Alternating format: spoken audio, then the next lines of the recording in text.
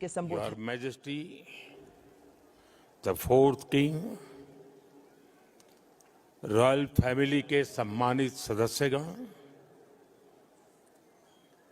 भूटान के प्रधानमंत्री जी, अन्य महानुभाव और भूटान के मेरे प्यारे भाई और बहनों, कुजुजांग पोला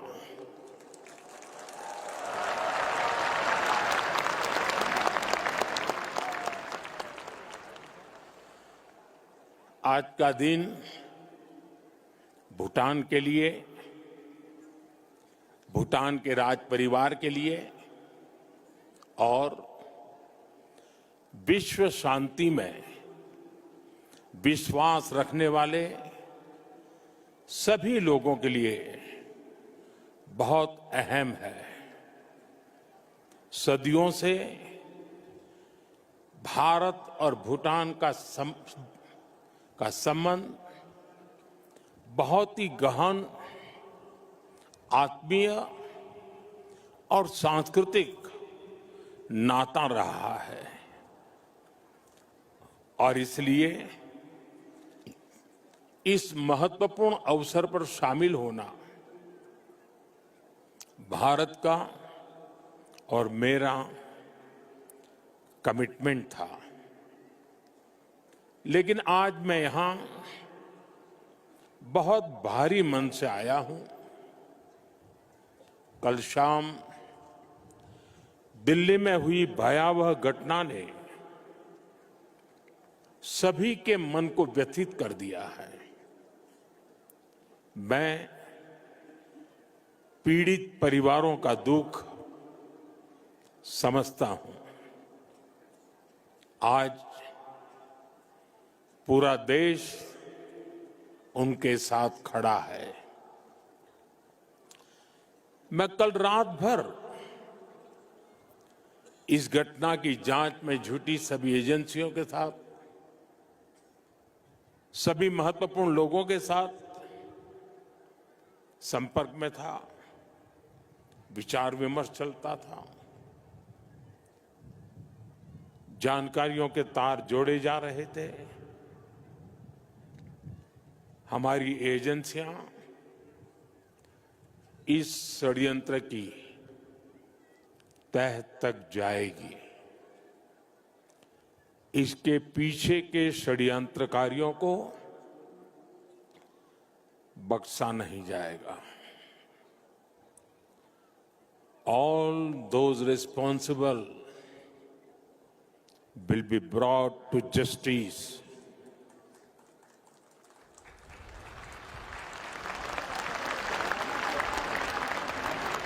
साथियों, आज यहां एक तरफ गुरु पद्म संभव के आशीर्वाद के साथ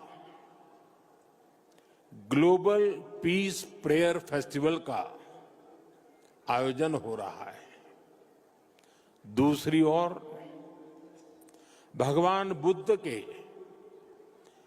पिपरहवा अवशेषों के दर्शन हो रहे हैं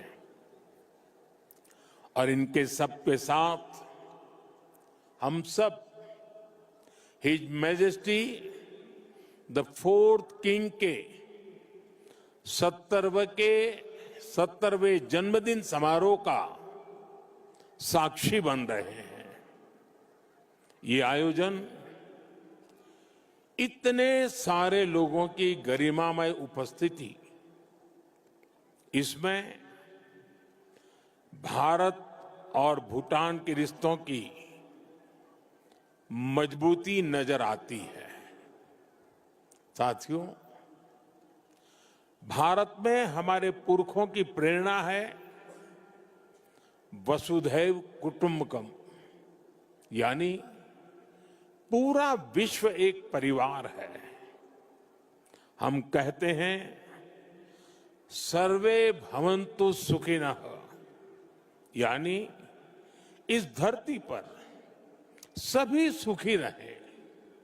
हम कहते हैं द्यो शांति ही अंतरिक्षम शांति ही पृथ्वी शांति ही आपः शांति ही औषधय शांति ही, अर्थात संपूर्ण ब्रह्मांड, आकाश, अंतरिक्ष, पृथ्वी, जल, औषधियां, वनस्पतियां और सभी जीवित प्राणियों में शांति व्याप्त हो।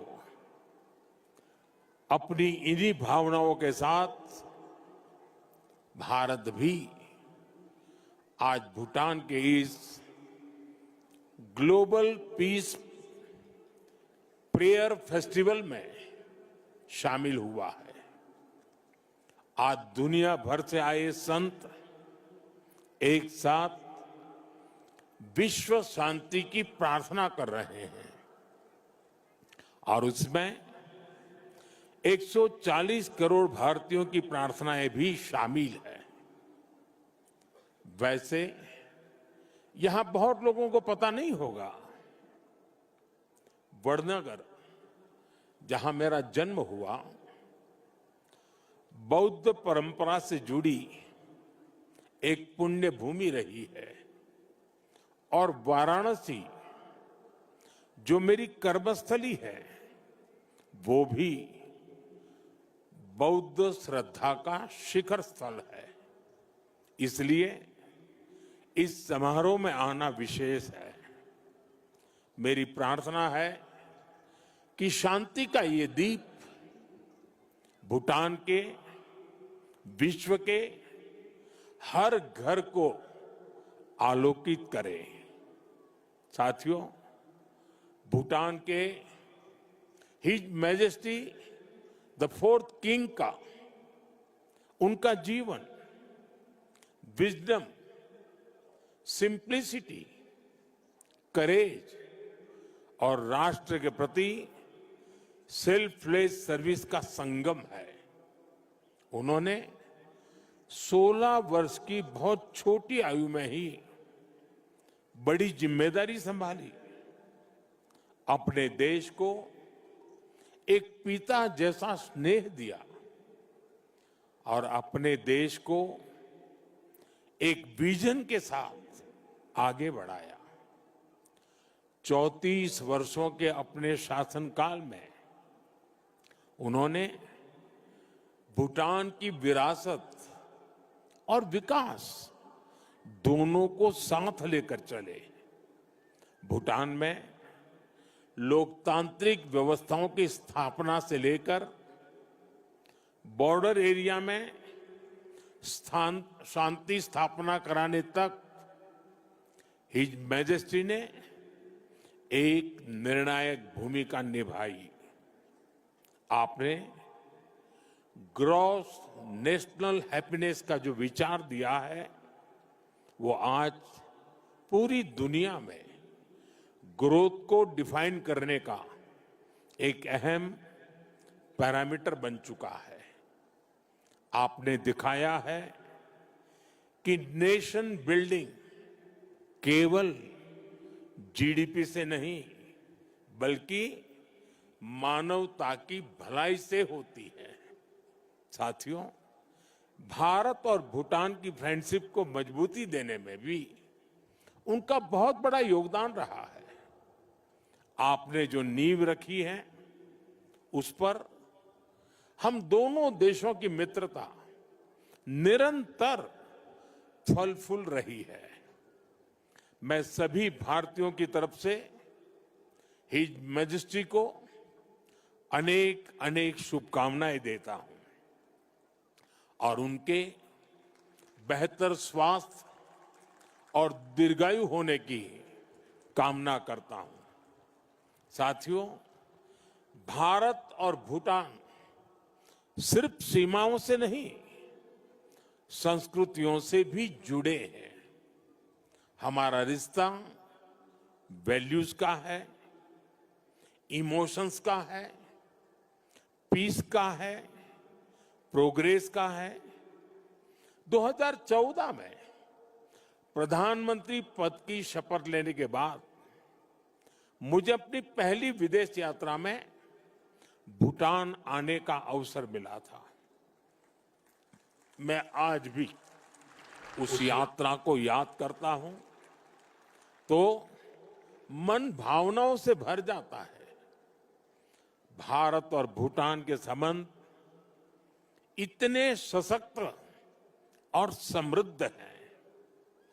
हम मुश्किलों में भी साथ थे, हमने चुनौतियों का सामना भी मिलकर किया, और आज जब हम प्रोग्रेस की प्रॉस्पेरिटी की तरफ चल पड़े हैं, तब भी हमारा साथ और मजबूत हो रहा है। His majesty the king Bhutan को नई ऊंचाई की ओर ले जा रहे हैं। भारत और भूटान के बीच विश्वास और विकास की जो साझेदारी है, वो इस पूरे विजन के लिए बहुत बड़ा मॉडल है।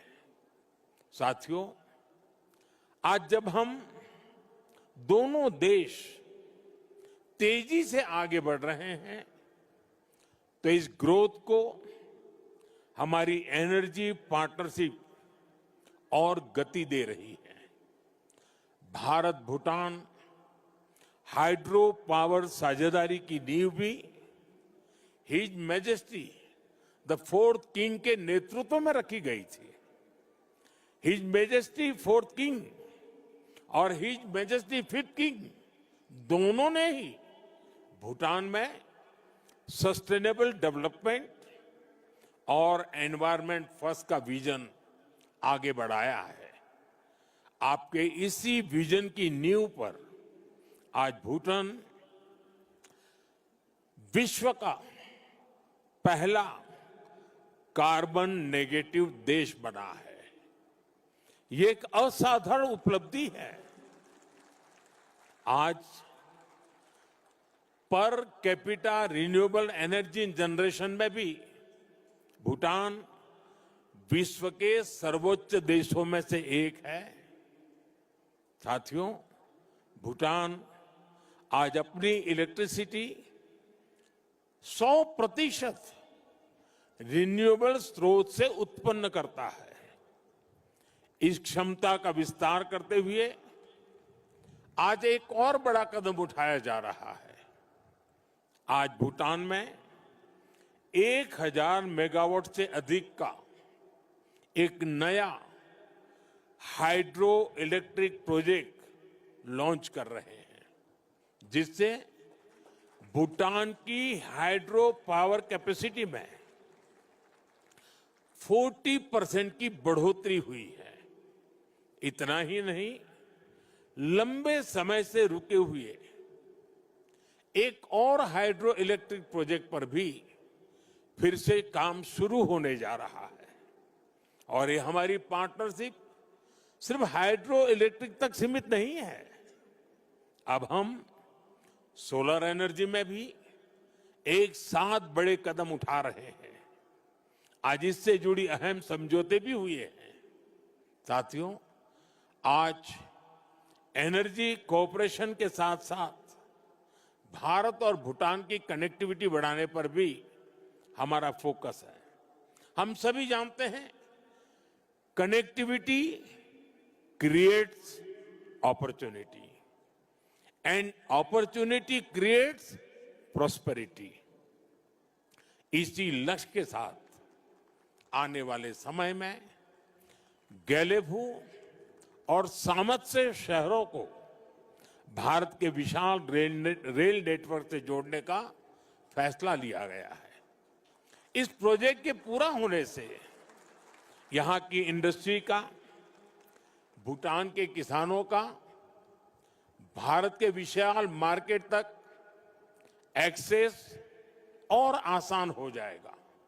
साथियों, रेल और रोड कनेक्टिविटी, इसके साथ साथ हम बॉर्डर इंफ्रास्ट्रक्चर पर भी तेजी से आगे बढ़ रहे हैं। हिज मैजेस्टी ने जिस गैलेफू माइंडफुलनेस सिटी के विजन पर काम शुरू किया है, भारत उसके लिए भी हर संभव सहयोग कर रहा है।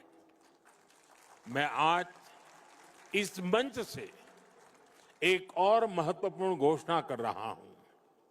आने वाले समय में भारत गैलेफू के पास इमिग्रेशन चेक पॉइंट भी बनाने जा रहा है, ताकि यहां आने वाले विजिटर्स और इन्वेस्टर्स को इससे और सुविधा मिल सके।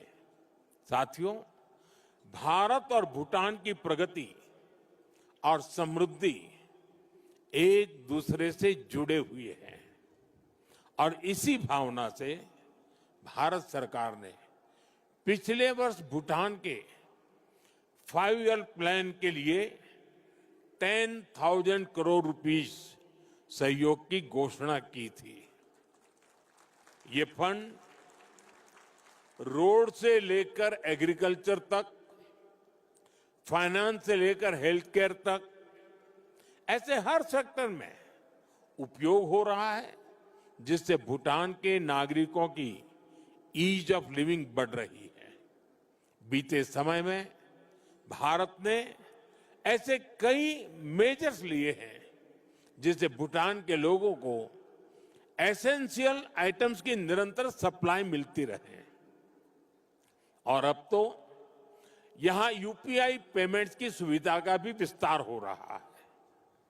हम इस दिशा में भी काम कर रहे हैं कि भूटान के नागरिकों को भी भारत आने पर यूपीआई सुविधा मिले। साथियों, भारत और भूटान के बीच की इस मजबूत पार्टनरशिप का सबसे ज्यादा फायदा हमारे यूथ को हो रहा है। His majesty national service voluntary service और इनोवेशन को लेकर बेहतरीन काम कर रहे हैं और हिज मैजेस्टी का यूथ को एम्पावर करने का जो विजन है, उन्हें टेक एनेबल बनाने की जो सोच है, उससे भूटान का युवा बहुत बड़े लेवल पर इंस्पायर हो रहा है। Education, innovation, skill development, sports, space, culture, ऐसे अनेक सेक्टर्स पे भारत भूटान के युवाओं के बीच सहयोग बढ़ रहा है। आज हमारे युवा साथ मिलकर एक सैटेलाइट भी बना रहे हैं। भारत और भूटान दोनों के लिए यह बहुत महत्वपूर्ण अचीवमेंट है।